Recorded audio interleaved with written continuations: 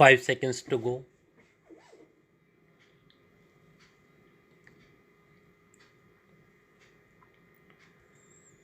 Start. Sir, agriculture is neglected as against the industrial sector. If we say about investment, about encouragement given to the industry and the agriculture, and a comparison between them will show that agriculture is being discriminated as against industry. Amongst agriculture itself, in the irrigated area and non-irrigated area, there is a vast difference.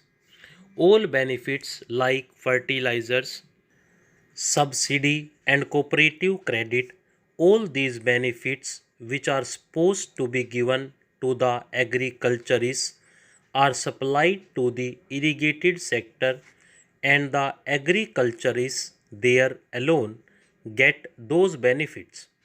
In non-irrigated area where the agriculture is rain fed or where it is all dry land farming, they are not properly treated. They are not being properly looked after. The government is totally negligent so far as that sector is concerned.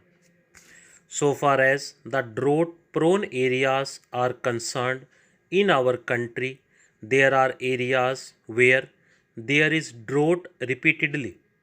In some states, they had drought once, twice, or even continuously for some years, and now in Maharashtra, Karnataka, and in some other parts of the country, there has been drought repeatedly, no once or twice, but continuously every year.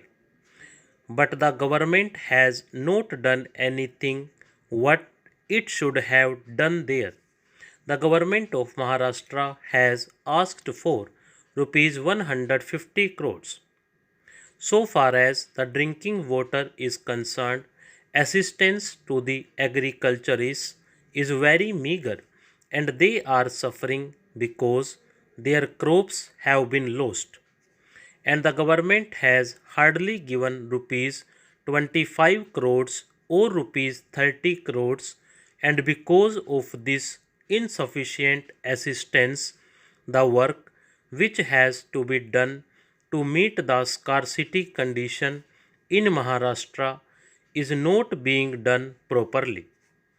I would urge upon the government that this should be looked into and permanent measures to remove these conditions in those drought prone areas should be taken.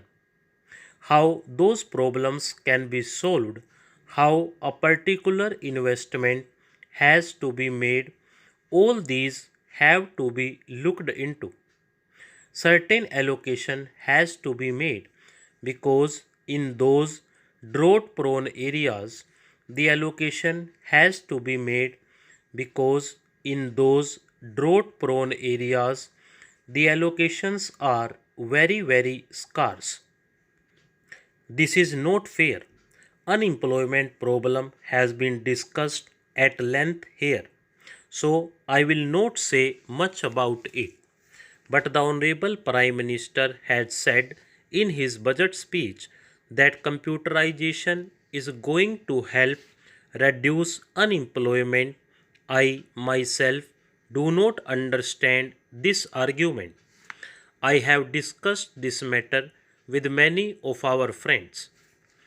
I urge upon the members of the ruling party and the government to explain this factor as to how it is that computerization is going to help reduce unemployment. It can be argued that we will produce more and so more people will be employed. Then there will be more production and jobs.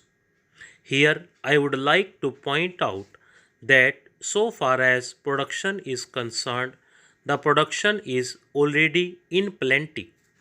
It is very good to give a clarion call to produce more. The Honorable Prime Minister is very much interested in more production. We are fighting for more production. But if there is no purchasing power with the common people, then what is the use of having production only?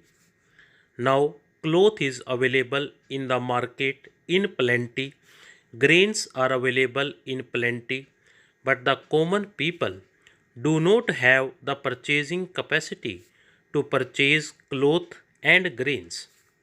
They cannot have two square meals a day. They cannot have sufficient clothing for themselves. This factor should be taken into account while saying so. The purchasing capacity of the common people should be increased. I would like to draw the attention of the government to an important issue which has been pending since 1956. There is a border dispute between the government of Maharashtra and the government of Karnataka. Certain people in boundary areas want to join Maharashtra. When the linguistic state were formed in 1956, at the time of reorganization of states, it was expected that certain parts in between the boundary would be given to Maharashtra. Since then, these people are expressing their desire that they should be allowed to join Maharashtra.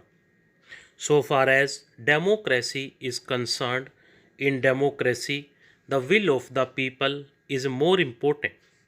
Since 1956, in all elections, they have expressed their desire by winning the elections to join Maharashtra. But till now, justice is being denied to them. About drinking water, government has again said that there is not sufficient drinking water so far as thousands of villages are concerned. It is very disappointing that even after 50 years of independence, we are still not able to provide sufficient potable water to the villages.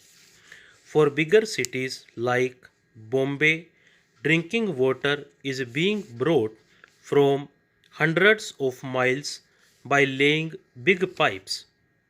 But so far as villages are concerned, they are being neglected.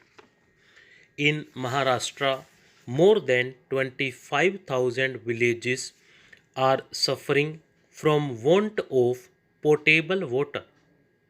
Even in rainy season, there are hundreds of villages where water has to be supplied through tankers. I would urge upon the government to look into this matter. Stop.